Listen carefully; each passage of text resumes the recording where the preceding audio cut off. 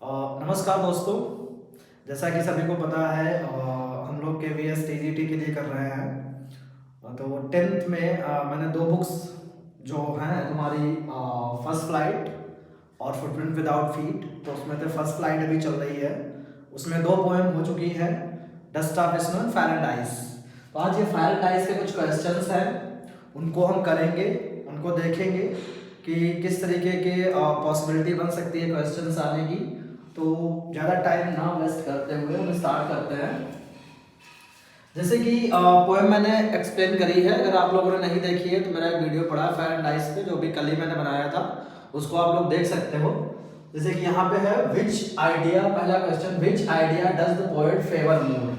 पूछा गया which idea does the poet favour more. इनमें से चार जो ऑप्शंस दिए हैं, कौन से आइडिया को वो सबसे ज्यादा फेवर करता है। तो जैसा कि ऑप्शन 1 हम पढ़ेंगे, the world will and in fire. दूसरा ऑप्शन है the world will and in ice. तीसरा ऑप्शन है the world will and in the snow. चौथा ऑप्शन है the world will and in volcanic eruption. तो जब हमने पोएम पढ़ाई थी, पोएम को किया था, जैसा कि फायर एंड आइस इसका टाइटल है, तो कुछ क्वेश्चंस हम एलिमिनेशन प्रोसेस से भी कर सकते हैं।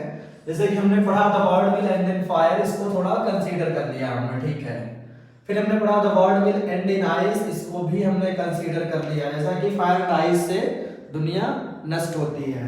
फिर इसके बाद यहाँ पे आता है the world will and in the snow. Snow की वो बात ही नहीं करते हैं, तो ये ऑप्शन होगा नहीं। फिर इसमें the world will and in volcanic eruption, इसकी भी बात इस पोएम में नहीं करते हैं, तो इन दो को हमने एलिमिनेट कर दिया है। हमारे पास ऑप्शन बचे हैं दो, the world will and in fire, the world will and in ice. तो इसमें इन्होंने पूछा है इन दोनों आइडियाज में या इन चारों आइडियाज में किसको ज्यादा फेवर करता है पोएट। तो जैसा कि एक लाइन आती है, पोएट कहता है I hold with those who favour fire. तो मैं उन लोगों का सपोर्ट कर रहा हूं जो फायर को मानते हैं मेन कॉज। तो इसका जो ऑप्शन है वो ऑप्शन ए सही हो जाएगा। तो दोनों से, पोएट कहता है दोनों से दुनिया एंड होगी, लेकिन जब आ जाए दोनों में से किसको सबसे ज्यादा मानता है, तो यहाँ पे हो जाएगा एंड इन फायर, फायर को वो ज्यादा मानता है। तो ये हो गया पहला।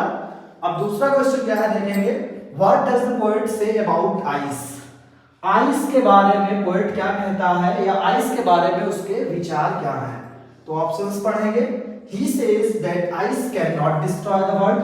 तो ये ऑप्शन तो होगा ही नहीं, क्योंकि ऐसा तो वो मानता ही नहीं। वो जब ये कहता है आइस से भी दुनिया खत्म होगी, लेकिन यहाँ पे ऑप्शन कह रहा he says that ice cannot destroy the world। फिर होगा he says that fire is better than ice।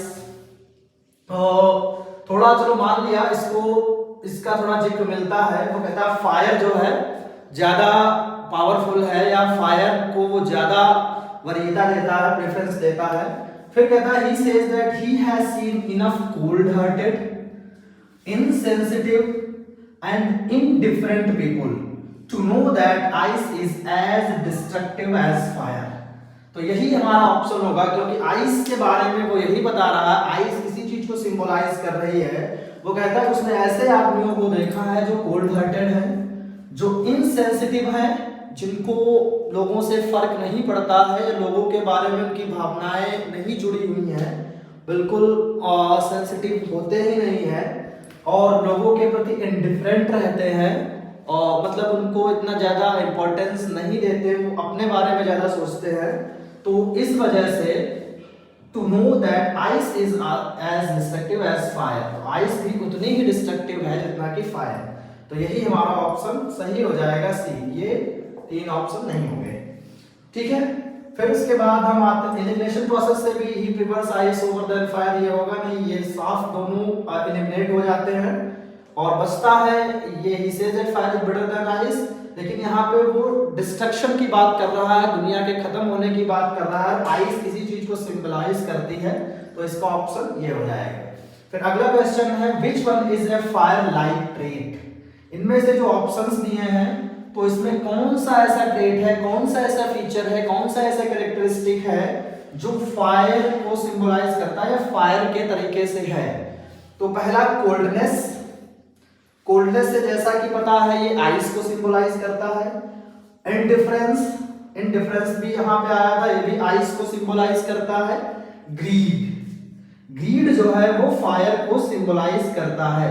जब हमने पोएम को किया था तो उसने बताया था कि फायर का मतलब है डिजायर्स, मनुष्य की अनंत इच्छाएं, ग्रीड लालच, लस्ट, तो ये जो है इसको ग्रीड को कर रहा है यहाँ पर, तो ऑप्शन सी हो जाएगा। इनसेंसिटिविटी भी तुम्हारी करती है इसको, आइस को। तो ये तीन जो ऑप्शन है ये तुम्हारे आइस को सिंबलाइज कर रहे हैं। जो तीसरा जो सी है वो फायर को कर रहा है, तो इसका मोस्ट अप्रोप्रिएट ऑप्शन सी हो जाएगा। ऐसे फिर हम देखेंगे, चौथा क्वेश्चन करेंगे, which one of these is an ice like trait. यहाँ पे आइस लाइक ट्रेट के बारे में वो बात कर रहे हैं, इसके भी ऑप्शन हम देखेंगे। मतलब ये कहते हैं ऐसा कौन सा इनमें से फीचर है जो आइस को सिंबलाइज कर रहा है, तो लस्ट, तो लस्ट नहीं होगा क्योंकि लस्ट फायर को सिंबलाइज करता है। ग्रीड, इंडिफरेंस, बिल्कुल इंडिफरेंस ही होगा जो आइस को सिंबलाइज कर रहा है, तो इसका ऑप्शन बी हो जाएगा। अब एवेरिस भी क्या होता है, ग्रीड होता है, लालच होता है, और ग्रीड का मीन्स तो लालच होता ही है, तो ये तीन ऑप्शन नहीं होंगे, इसका बी वाला ऑप्शन हमारा करेक्ट हो जाएगा आइस के लिए। फिर आता है what does the poet mean by fire and ice. Fire and ice से पोएट का क्या मतलब है, ऑप्शंस पढ़ेंगे हम। The self destructive human emotions, फिर अगला ऑप्शन है द एलिमेंट ऑफ नेचर्स, तीसरा है द सॉरो एंड पेन, फिर है द हैप्पीनेस एंड जॉय। तो जब हम पोएम हमने पढ़ी थी तो पोएम में हमने ये पढ़ा था कि फायर एंड आइस को वो ये बताते हैं, फायर भी एक ह्यूमंस का वो डिजायर होती है, उनको सिंबलाइज करता है, तो ये ह्यूमन का ही एक कैरेक्टर है, तो उन्हीं की क्या है इमोशन के बारे में बात करता है, इसका ऑप्शन ए सही हो जाएगा। बाकी चारों ऑप्शन देख रहे हैं, द एलिमेंट ऑफ नेचर, तो नेचर की बात इसमें वो मतलब कर नहीं रहे हैं। द सॉरो एंड पेन, इसकी भी बात वो नहीं कर रहे हैं। द हैप्पीनेस एंड जॉय की भी बात वो नहीं कर रहे हैं। तो यहाँ पे फायर एंड आइस का मतलब है the self distracting human emotion, मनुष्य के अंदर ही, मनुष्य जैसे कि हमने बताया था, मनुष्य खुद ही अपने और पूरी दुनिया को खत्म करने के लिए एक रीजन है, वो मतलब ऐसी ऐसी चीजें कर रहा है आजकल जो एक न एक दिन ये वर्ल्ड को खत्म कर देगा। फिर हम नेक्स्ट क्वेश्चन की बात करते हैं जो है why does the poet feel the world is going to end. Poet ऐसा क्यों फील करता है कि दुनिया अब खत्म होने वाली है, दुनिया खत्म होने जा रही है, ऐसा वो क्यों फील करता है। पहला ऑप्शन है because of increasing natural disaster, बहुत ज्यादा प्राकृतिक डिजास्टर हो रहे हैं। फिर है because of the immeasurable greed, jealousy, hatred and insensitivity of people. तो इसका ऑप्शन बी ही सही है, क्योंकि इस पोएम में वो इन्हीं चीजों की बात कर रहा है। मनुष्य लालची हो चुका है, वो जेलसी फील करता, लोगों में जेलस है लोगों से, इसी वजह से हेट करता है। फिर हैट्रेड भी ऑप्शन में दिया है, इनसेंसिटिविटी भी दी है। तो ये जो इनसेंसिटिविटी और हैट्रेड और ये जेलसी, ये हैट्रेड को करती है, आइस को सिंबलाइज, और ग्रीड जो है वो फायर को करता है, तो इसका भी ऑप्शन बी हो जाएगा। बाकी भी ऑप्शन हम देख लेंगे। Because of rapidly growing global warming, तो इसकी भी बात वो नहीं कर रहा है पोएम में। Because sun is getting colder, इसकी भी बात वो नहीं कर रहा है। एलिमिनेशन प्रोसेस से भी ये तीन एलिमिनेट हो जाएंगे और बी वाला ऑप्शन हमारा सही हो जाएगा। ये है 6 क्वेश्चन इधर। फिर इधर हम आते हैं, यहाँ पे 7वां क्वेश्चन लिखा है what does ice represent in the poem. Ice किस चीज को रिप्रेजेंट कर रही है, किस चीज को सिंबलाइज कर रही है। तो ऑप्शन पढ़ेंगे हम। The desires burning in people's heart, तो डिजायर तो फायर को सिंबलाइज करती है, ये ऑप्शन नहीं होगा। फिर the indifference and hated in people's heart, yes obviously वो इसी की बात करता है। आइस इसी चीज को सिंबलाइज कर रही है कि लोगों के अंदर एक दूसरे के प्रति जो इंडिफरेंस वाली भावना है और हेटेड वाली भावना है, उसी को वो सिंबलाइज कर रहा है। अब यहाँ पे सी वाला द बैलेंस ऑफ इमोशंस की बात नहीं है।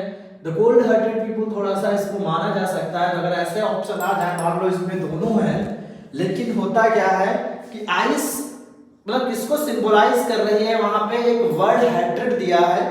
तो जैसे कभी कभी क्या होता है कि ये लोग कुछ ऐसे ऑप्शंस रख देते हैं जो बड़े क्लोज से लगते हैं कि ये, लेकिन उसमें भी हम क्या करेंगे, जो सबसे ज्यादा सही होगा उसको मानेंगे। तो हेट्रेड की बात इसमें जब की गई है, इस पोएम में हेट्रेड वर्ड यूज किया गया, तो हेट्रेड वाला ऑप्शन यहाँ पे आ जाता है, इसलिए ये वाला सही है। अगर ये लाइन, ये ऑप्शन ना होता तो हम द कोल्ड हार्टेड पीपल की भी बात कर सकते थे। तो ये भी थोड़ा हमें ध्यान रखना है, कई बार ऑप्शंस ऐसे होते हैं और वैसे भी एग्जाम में इसी तरीके से पूछेंगे, ऑप्शंस को क्लोज रखेंगे, तो जो सबसे सही हुआ करे उसको हमें करेक्ट मानना है। फिर उसके बाद कहते हैं why does the poet prefer fire over ice. Poet क्यों फायर को आइस की अपेक्षा सबसे ज्यादा प्रेफर करता है? तो यहाँ पे है the flames of greed and desire would destroy the world sooner than the icy coldness of indifference and hatred. बिल्कुल यही बात वो करता है, यही कहता है, इसीलिए फायर को कहता है कि जो लालच और जो इच्छाएं हैं वो इतनी ज्यादा पावरफुल है in the comparison of ice, in the comparison of hatred, तो इस वजह से ये ऑप्शन हमारा सही होगा।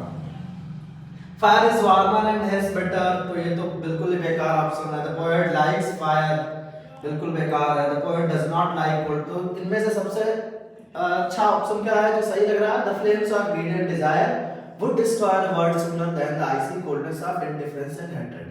फिर उसके बाद बात करते हैं 9वें क्वेश्चन की।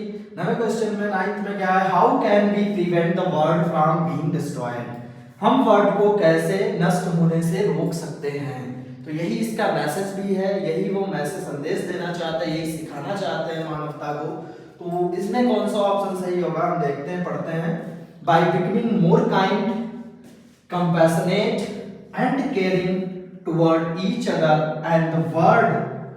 मतलब यहाँ पे कह रहे हैं कि हमको ज्यादा उदार होकर के, काइंड होकर के, कंपैशनेट दयावान होकर के एंड लोगों के प्रति हमारी केयर, इसको करके हम इस दुनिया को बचा सकते हैं। बिल्कुल सही है, यही मैसेज भी देना चाहते हैं कि हमें अपनी लस्ट पे कंट्रोल रखना है, हमें अपने डिजायर पे कंट्रोल रखना है, हमें लोगों के प्रति काइंड रहना है, हमें लोगों के प्रति उदार रहना है, हमें एक दूसरे से प्रेम करना है, हमें नफरत नहीं करनी है, तो केयर रखनी है। तो इसी की बात करता है। तो इसमें by becoming greedy negative point है, by hating and fighting with each other, इससे तो वर्ल्ड नहीं बचाया जा सकता। By becoming indifferent to the suffering in the world, ये तीनों ही अपोजिट है। इसमें पूछा कैसे वो बचा सकता दुनिया को, तो ऑप्शन ए सही है। फिर उसके बाद ये 10th क्वेश्चन है from what I have tasted desire. ये लाइन है पोएम की, from what I have tasted desire what is the desire that people is talking about. मतलब इस सेंटेंस का क्या मतलब है, किस टाइप के डिजायर के बारे में वो बात कर रहे हैं, जो लोग हैं वो किस तरीके की डिजायर के बारे में बात कर रहे हैं इस पोएम में, ये पूछा गया। तो पहला ऑप्शन है desire to eat delicious food, ऐसी कोई बात नहीं है। Desire to enjoy fun life, ऐसी भी कोई बात नहीं है। The uncontrolled human desire and greed, तो यही है। From what I have tasted desire, desire का मतलब भी यही है, मनुष्य की अनंत इच्छाएं जिन पे उसका नियंत्रण नहीं है, तो इसी डिजायर की या ग्रीड की बात करते हैं। तो इसका ऑप्शन सी हो जाएगा। आखिरी वाला पढ़ते हैं, डिजायर टू हेल्प अदर्स, तो ये भी नहीं है, तो इसका ऑप्शन सी हो जाएगा। ये 10 क्वेश्चंस हैं और 11वां 5-6 क्वेश्चन हम और करेंगे अभी। फिर ये इधर है 11वां क्वेश्चन। 11वां है, हम इसको पढ़ेंगे। Identify the most likely tone of the poet in the lines to say that for destruction ice is also great. मतलब ये कहते हैं कि जो लाइन लिखी हुई है पोएम की, इसकी टोन कौन सी है, ये जो ऑप्शंस है इनमें से पहचानी है। पहली है सरकास्टिक, दूसरी है सीरियस, तीसरी है अम्यूज्ड, चौथी है सेलिब्रेटरी। तो इसका जो ऑप्शन करेक्ट होगा वो होगी सरकास्टिक। सरकास्टिक टोन में ये लाइन कही गई है कि वैसे तो फायर है, जो डिजायर्स है मनुष्य की वही पर्याप्त है नष्ट करने के लिए, लेकिन अगर बाद में दुनिया 2 बार नष्ट होती है तो फिर ये जो है आपकी आइस भी इनफ है नष्ट करने के लिए इस वर्ड को। फिर अगला जो क्वेश्चन है वो है pick the option that is not true. ये लाइन ध्यान से पढ़ना, इस वर्ड को लिखा है pick the option that is not true about the poet according to the poem. तो द पोएट इज, पहला ऑप्शन है is inclined to believe that the world would most likely end with fire। कह रहे हैं कि poet इंक्लिन्ड है believe करने में इतना ज्यादा कि ये दुनिया है वो फायर से एंड होगी। सही है, पोएम में बात करते हैं पोएट इसकी। फिर अगला हम ऑप्शन देखेंगे, poet the poet has heard divided opinions about the world would and in all livelihood. तो ये भी सही है। क्यों सही है? क्योंकि पोएट जो है, क्योंकि ये एक कन्वर्सेशन की गई है, इसमें लोगों की ओपिनियन की बात करी गई, दो टाइप्स की ओपिनियन है इसमें। तो डिवाइडेड ओपिनियंस की बात करी गई, कुछ कहते हैं फायर से खत्म होगी, कुछ कहते हैं आइस से खत्म होगी। तो ये भी ऑप्शन हमारा सही है। फिर इसके बाद तीसरा ऑप्शन हम पढ़ते हैं, the poet preaches love and kindness to combat the spread of hate among all. Poet जो है वो शिक्षा दे रहा है, वो टीच कर रहा है, वो प्रीच कर रहा है लव एंड काइंडनेस, लोगों को लव एंड काइंडनेस के बारे में प्रीच कर रहा है, जो टू कम्बैट, जो अगेंस्ट है the spread of hate among all, मतलब हेट के अगेंस्ट जो दो चीजें हैं लव एंड काइंडनेस, उनके अपोजिट उसको प्रीच कर रहा है। ये भी सही है। फिर है डी, देखते हैं, declares the power of ice to be as destructive as that of fire. ये भी कहते हैं कि इस पोएम में कि जो आइस की पावर है वो भी उतनी ही ज्यादा डिस्ट्रक्टिव है जितनी की फायर। इसकी भी बात कर रहे हैं। अब देखेंगे इसमें से हमें चारों ऑप्शंस लग रहे हैं सही, लेकिन अब ऐसे ऑप्शंस हम कैसे करेंगे, इसमें थोड़ा सा देखेंगे कौन सा बिल्कुल सही है। तो यहाँ पे ये बात करते हैं, देखो ये तीन तो हमने पढ़े हैं, ये बिल्कुल सही की तो बात पूरी तरीके से हो रही है पोएम में।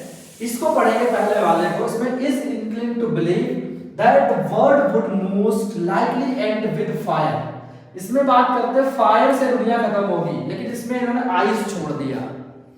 जैसे कि ये चौथा ऑप्शन है, इसमें दोनों की बात कर रहे हैं, कहते हैं आइस भी दुनिया डिस्ट्रक्टिव जितनी फायर, लेकिन यहाँ पे सिर्फ पोएट फायर की बात कर रहा है इस ऑप्शन में, इसलिए यही सही नहीं है। और इसमें यही पूछा गया कौन सा सही नहीं है, तो जो ऑप्शन हम टिक करेंगे वो हमारा ऑप्शन ए हो जाएगा, जो कि इस क्वेश्चन के हिसाब से हमारा ऑप्शन होगा। ठीक है, तो इसका ऑप्शन क्या मानेंगे हम? ए, क्योंकि यहाँ पे केवल फायर है, जबकि पोएम में वो बात करता है फायर एंड आइस दोनों की बात कर रहा है, तो ये ऑप्शन हो जाएगा। फिर देखते हैं 13 क्वेश्चंस। द पोएम इज फिर यहाँ पे fill in the blank, put across by the poet. The poem is put across by the poet. इसमें इन चारों में से कौन सा ऑप्शन आएगा यहाँ पे? पावरफुल वार्निंग, कि the poem is a powerful warning put across by the poet, या the poem is a heartfelt apology put across by the poet, या the poem is a earnest appeal put across by the poet, या the poem is a vengeful threat put across by the poet. तो इसके हिसाब से अगर elimination process के हिसाब से हम करें तो पहला वाला वार्निंग तो मान लो है, वार्निंग हमने जब एक वीडियो बनाया है जो उसमें एक्सप्लेन किया था कि वो हमें वार्न करना चाहते हैं कि बेटा सुधर जाओ, मनुष्यता को बता रहा है कि सही से चलो, सही से चीजें करो, नहीं तो एक दिन अपने को ही तहस नहस कर लोगे, तो वार्निंग है। फिर और भी ऑप्शन देते हैं हार्टफेल्ट एपोलॉजी, एपोलॉजी की बिल्कुल बात नहीं करते, ये एलिमिनेट हो जाएगा। अर्नेस्ट अपील, तो ऐसी अपील भी वो नहीं कर रहे हैं, मतलब ऐसा मतलब रिक्वेस्ट तरीके से नहीं कर रहे हैं, मैं तुमसे गुजारिश करता हूं, तो ये भी मतलब नहीं है। फिर उसके बाद है वेंजफुल थ्रीट, धमकी भी नहीं दे रहे हैं वो, मतलब इसमें क्लोज ऑप्शंस हैं, तो सही बिल्कुल ऑप्शन है पावरफुल वार्निंग। वो चेतावनी दे रहे हैं, न तो वो अपील कर रहे हैं, ना रिक्वेस्ट कर रहे हैं, ना वो एपोलॉजी फील कर रहे हैं, ना ही वो धमकी दे रहे हैं, वो केवल ऐसे ही आपको थोड़ा सा समझाने की कोशिश कर रहे हैं, तो इसका ऑप्शन ए हो जाएगा। फिर उसके बाद ये है 14th वाला, fire and ice are inspired by. ये जो पोएम है ये किससे, किसके वर्क से इंस्पायर है? इंपॉर्टेंट क्वेश्चन है, पूछा जा सकता है।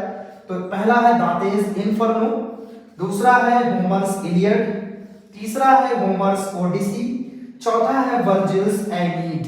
तो इसका जो ऑप्शन है हमने एक्सप्लेनेशन में भी बताया था थोड़ा इंट्रोडक्शन में कि दांतेस इन्फर्नो, मतलब जो मैंने जब पोएम एक्सप्लेन करने के बाद समझाया था, दांतेस इन्फर्नो के कैंटो 32 से ये इंस्पायर्ड है, जिसमें कि जो हेल में लोग होते हैं वहां पर उनको आग में पहले डाला जाता है, फिर बर्फ में डाल दिया जाता है, तो ये वहां से इन्होंने लिया है कॉन्सेप्ट। तो ये 14 क्वेश्चंस हमने किए हैं, आगे भी देखते हैं।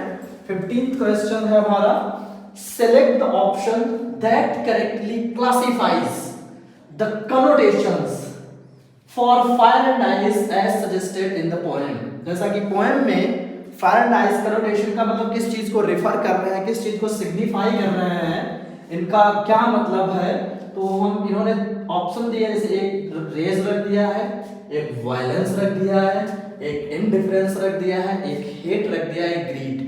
अब देखेंगे इनमें से कौन सा ऑप्शन फिट बैठ रहा है। फायर, पहले ऑप्शन में फायर, उसके लिए 3 and 4, 3 का मतलब इनडिफरेंस दिया, तो ये पहले से ही मतलब नहीं होगा, क्योंकि फायर की हम बात की, इनडिफरेंस जो है वो हेट को सिंबलाइज करता है। जब हमने पोएम को एक्सप्लेन किया था उसमें बताया था, अभी भी जो क्वेश्चंस करे थे उसमें बताया था, जो तो ये पहले ही चला जाएगा यहीं से, आगे हमें पढ़ने की जरूरत ही नहीं है। फिर फायर 2 5, 2 का मतलब वायलेंस, बिल्कुल वायलेंस है। 5 है ग्रीड, बिल्कुल ग्रीड है। फिर आइस 1 रेज, बस यही रेज जो गुस्सा होती है वो फायर को सिंबलाइज करती है, तो यहाँ पे बस ये वाला ऑप्शन आ गया इसमें, तो ये भी एलिमिनेट हो जाएगा, नहीं होगा। फिर उसके बाद हम सी वाला देखेंगे, फायर 1 रेज सही है, 3 लो इंडिफरेंस आ गया, तो यानी ये भी नहीं होगा ऑप्शन। फिर डी वाला देखेंगे, फायर 1 2 5, 1 रेज सही है, 2 वायलेंस सही है, 5 ग्रीड सही है, आइस 3 इंडिफरेंस सही है, 4 हेट बिल्कुल सही है, यही ऑप्शन हमारा हो जाएगा, क्योंकि फायर सिंबलाइज कर रहा है रेज को, वायलेंस को, ग्रीड को, और आइस सिंबलाइज कर रही है इंडिफरेंस को और हेट को, तो हमारा ऑप्शन ये चौथा वाला सही हो जा रहा है। फिर उसके बाद ये वाला ऑप्शन क्वेश्चन है, choose the correct statement about the given poem. जो पोएम है उसके बारे में ये कुछ स्टेटमेंट दिए हैं, तो इसमें से कौन सा सही है, तो देखते हैं कौन सा सही है। पहला लिखा है, fire and ice are images, they help the readers visualise the power of nature over man. तो इसकी बात वो नहीं करते हैं यहाँ पे। पहली बात तो इमेजेस कह सकते हैं, इमेजरी का यूज किया है, लेकिन थोड़ा सा they help the readers visualise the power of nature over man, और ये थोड़ा सा मतलब उतना इम्पोर्टेंट या उतना सही नहीं लग रहा। बाकी ऑप्शंस में हम देखेंगे, fire and ice are symbols, और ये भी है सिंबॉलिकल पोएम है, not of nature disasters, sorry, not of natural disaster but of humanity's ability to create disasters of its own। बिल्कुल सही, इसी की बात भी करते हैं, कहते हैं मनुष्य खुद अपने ही उसका जिम्मेदार है, अपने ही बर्बादी का जिम्मेदार है, उसके अंदर ही ऐसी चीजें हैं जिससे वो दुनिया को खत्म करने जा रहा है। तो मतलब इसमें नेचुरल डिजास्टर की बात ही नहीं कर रहे हैं, मतलब जो फायर एंड आइस ये symbolically represent desire and hate, तो यहाँ पे ये ऑप्शन हमारा बिल्कुल सही है, बी वाला। और भी ऑप्शन हम पढ़ लेते हैं, fire and ice are elements, यहाँ पे एलिमेंट्स के रूप में बात नहीं करी गई है। फिर कहते हैं not of nature but man made and possess the ability to create havoc for mankind, तो एलिमेंट की बात ही नहीं करेंगे, एलिमेंट के रूप में नहीं यूज हुए यहाँ पर। फिर कहते हैं fire and ice are agents, ये एजेंट है, they change the thinking of mankind from negative to positive, तो नेगेटिव टू पॉजिटिव की बात ही नहीं हो रही इसमें, क्योंकि ब्रिंग हार्मोनी, हार्मोनी ऐसा कुछ है नहीं, क्योंकि ये तो और क्या कर रहा है, डिस्ट्रॉय कर रहा है चीजों को, दोनों चीजें नेगेटिव में पे यूज करी गई हैं फायर एंड आइस। तो यहाँ पर जो हमारा ऑप्शन बिल्कुल क्लियर हो गया कि हाँ बी वाला होगा, क्योंकि इसमें सिंबल के रूप में यूज हुआ है, और इसमें साफ साफ लिखा भी है, not of natural disaster but of humanity's ability to create disaster of its own, कि ह्यूमैनिटी की ही, मनुष्यता की ही एबिलिटी है कि वो अपने ही तहस नहस बर्बादी को अपने आप ही क्रिएट कर लेता है। तो ये जो क्वेश्चंस इस तरीके से हम इनको सॉल्व करेंगे, इनमें से काफ़ी इंपॉर्टेंट है, तो बाकी कमेंट में बताइएगा कि जो है कैसे लगे ये सारे, और मैं तैयार करना है, बाकी हम आगे पोएम करेंगे।